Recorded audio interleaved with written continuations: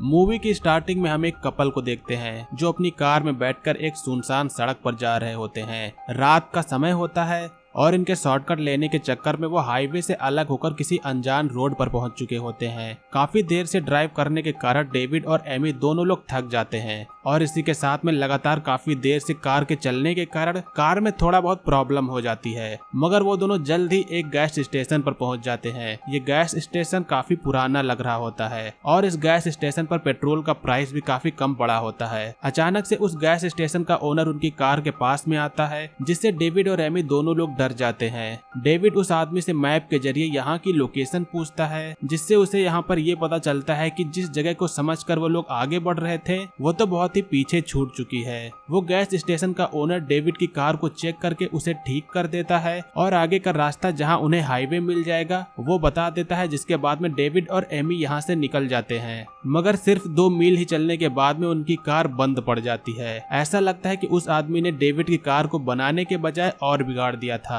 वो दोनों लोग कार को इसी जगह पर रोककर फिर से उसी गैस स्टेशन पर चल के मदद के लिए जाते हैं, मगर ये शॉप जो होती है वो अब बंद हो चुकी होती है। इसी के कारण वो दोनों अब पास के मोटल में जाते हैं। वो जैसे ही मोटल के रिसेप्शन हॉल में एंटर करते हैं, वहाँ से किसी लेडी की चीखने और चिल्लाने की आवाजें आ रही होती हैं। एमी बहुत ही डर जाती है। वो डेविड से यहाँ से वापस चलने को कहती है, मगर डेविड अंदर जाके देखना चाहता है कि आखिरकार चल क्या रहा है। वो रिसेप्शन बेल को बजाता है और अंदर से एक आदमी बाहर आता है। डेविड उससे यहाँ पर सब ठीक है होने के बारे में पूछता है। तब डेविड को यहाँ पर ये पता चलता है कि वो आदमी अंदर टीवी देख रहा था। डेविड उस मैनेजर से मैकेनिक के बारे में पूछता है, जिससे बाद में ये पता चलता है कि मैकेनिक कल सुबह से पहले यहाँ पर नहीं आने वाला है। वो मैनेजर साथ में ये भी कहता है कि तब तक के लिए आप यहाँ पर मोटल में रूम लेकर रह सकते हैं। मैं आपके लिए एक अच्छा सा हनीमून पैकेज वाला रूम बुक करके देता हूँ। इस आदमी का बिहेवियर कुछ अजीब सा लगता है। ऐसा लगता है कि इसके माइंड में कुछ और ही चल रहा है। डेविड और एमी दोनों लोग मोटल में एंटर करते हैं।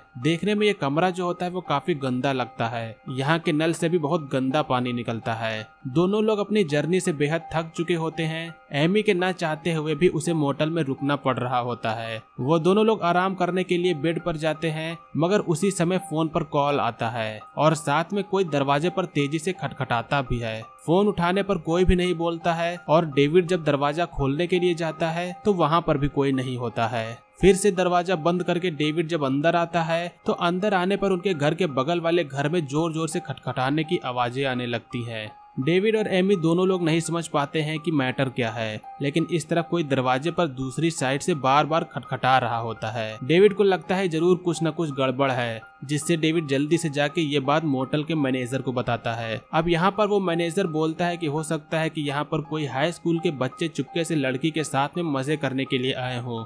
वो अक्सर बिना बताए यहाँ पर आ जाते हैं। डेविड फिर से अपने रूम में आता है। वो एमी से बताता है कि कोई भी प्रॉब्लम की बात नहीं है। दोनों लोग अपनी टेंशन को थोड़ा कम करने के लिए टीवी चलाते हैं। डेविड टीवी के पास में जाके उसे चलाता है। टीवी चलाने पर डेविड ये देखता है कि उसमें कोई टॉर्चर स्लैशर वाली मूवी लगी हुई है, जिसके बाद में डेविड उस कैसेट को निकाल के दूसरी कैसेट लगाता है, मगर दूसरी कैसेट में भी स्लैशर मूवी ही होती है। अचानक से डेविड की नजर फिल्म के रूम पर जाती है। वो ध्यान से जब उसे देखता है तब उसे पता चलता है कि ये तो वही रूम है जिसमें वो इस समय रुके हुए हैं। वो एमी से भी इस बारे में बताता है। अब यहाँ पर डेविड को पता चलता है कि कमरे में कई सारे कैमरे लगे हुए हैं, जिससे जो कोई भी है वो इस जगह की वीडियो रिकॉर्डिंग कर रहे हैं। वो समझ जाते हैं कि मामला यहाँ पर कुछ न कुछ गड़बड़ है, इसलिए वो यहाँ से निकलने की सोचते हैं। वो दोनों लोग जैसे ही भाग के इस जगह से निकलते हैं तो उन्हें बाहर मास्क पहने हुए एक आदमी मिलता है, जिससे वो लोग डर के फिर से अंदर चले आते हैं। डेविड और एमी दोनों लोग इस जगह पर अब फंस चुके होते हैं। चारों ओर से वो दोनों कैमरों से घिरे होते हैं और ये सब कैमरों के जरिए वो मैनेजर उन दोनों को देख रहा होता है।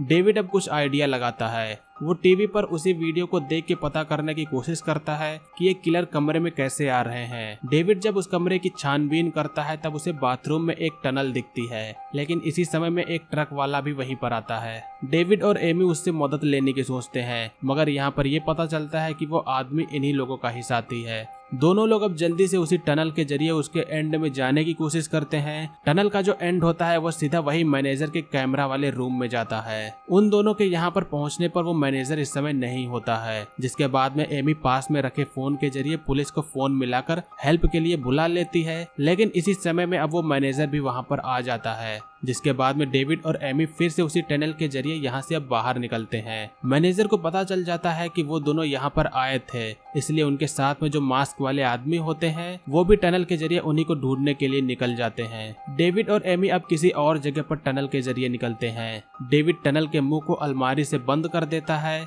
दोनों लोग बेहद ही डरे हुए होते हैं। कुछ समय बाद में अब बाहर उन लोगों को पुलिस आती हुई दिखाई देती है, मगर डेविड और एमी अभी उसके सामने नहीं जाते हैं क्योंकि उन्हें लगता है कि शायद वो भी इन्हीं लोगों के साथ में मिला हुआ हो सकता है। वो पुलिस वाला यहाँ के मैनेजर से यहाँ के बारे में पूछता है और साथ में यहाँ की तलाशी भी लेता है। वो पुलिस वाला जब उन्हें डेविड और एमी के रूम में जाता है तो उसे भी टीवी पर वही वीडियो दिखती है। इससे उसे पता चल जाता है कि यहाँ पर मामला कुछ गड़बड़ है। वो गन लेके बाहर आता है और इस साइड डेविड और एमी भी उसी मास्क वाले से बचकर पुलिस के पास में आते हैं। वो जल्दी से तीनों लोग कार में बैठते हैं, मगर उन लोगों ने पुलिस की कार को पहले ही खराब कर दिया होता है। पुलिस वाला जब कार से उतर के कार को बनाने के लिए आगे जाता है तब वो सभी लोग पुलिस वाले को भी मार देते हैं, जिसके बाद में डेविड और एमी फिर से भाग के अपने रूम में चले जाते हैं। डेविड को अपने रूम के सीलिंग पर उस पर जाने का रास्ता दिखता है, जिसके बाद में वो एमी को उसी के ऊपर चढ़ा देता है और एमी का कपड़ा दूसरी साइड में खिड़की के कांच में फंसा देता है, जिससे उन सभी लोगों को लगे कि एमी यहाँ से खिड़की के जरिए भाग चुकी है। जैसे ही डेविड बाहर का दरवाजा खोलता है वैसे ही वो मास्क वाला आदमी डेविड के पेट में चाकू मार देता है और वो मैनेजर डेविड की तड़पते हुए इस समय भी वीडियो ही बना रहा होता है। मैनेजर दूसरी साइड में जब जाके देखता है तो उसे खिड़की में एमी का कपड़ा दिखता है। वो समझ जाता है कि वो खिड़की के जरिए यहाँ से भाग चुकी है। एमी बिना कोई हलचल किए हुए ऊपर होती है और ऊपर से वो सब चीजें नीचे देख रही होती है। अब ये रात किसी तरह बीत जाती है और अगला दिन आता है। एमी ऊपर से उतर के नीचे आती है। नीचे आने पर उसे डेविड की बॉडी दिखती है, लेकिन एमी के पीछे वही मास्क वाला आदमी होता है। एमी अब जल्दी से यहाँ से भागती है। उसे एक कार उसके सामने दिखती है, जिसके बाद में एमी उस कार में बैठकर उसे स्टार्ट करती है, लेकिन दूसरा मास्क वाला आदमी भी दौड़कर उसी के कार के पास में आता है। एमी गाड़ी को तेजी से पहले मास्क वाले आदमी के पास में ले जाती है और कार की उसी से टक्कर कर देती है। दोनों मास्क वाले आदमी यहाँ पर घायल हो जाते हैं और जल्द ही दोनों लोग दम तोड़ देते हैं, जिससे उनकी मौत हो जाती है। एमी जल्दी से यहाँ से भागकर रिसेप्शन हॉल में जाती है। वो वहाँ से मैनेजर की गन को उतार लेती है और आखिरी में बचे मैनेजर को भी वो गोली से उड़ा देती है। एमी इसके बाद में अब डेविड की बॉडी के पास में जाती है, जहाँ उसे ये पता चलता है कि डेविड अभी भी जिंदा है। वो बाद में फोन के पास में जाकर पुलिस को कॉल करके पूरी सिचुएशन के बारे में बताती है, जिसके बाद में अब यहाँ पर सब कुछ ठीक हो जाता है और यहीं पर मूवी का भी एंड होता है। सो दोस्तों, ये थी हमारी 2007 की एक बेहद ही सस्पेंस थ्रिलर और हॉरर मूवी जिसका नाम है वैकेंसी। मूवी 2007 में आई थी। उम्मीद करता हूँ कि आप लोग को ये सस्पेंस वाला एक्सप्लेनेशन पसंद आया होगा। मूवी का एक्सप्लेनेशन पसंद आया हो तो वीडियो को लाइक करिएगा, चैनल पर नए हो तो सब्सक्राइब करिएगा। आज की वीडियो के लिए बस इतना ही। मिलेंगे अगली वीडियो में, तब तक के लिए बाय। जय हिंद, वंदे मातरम।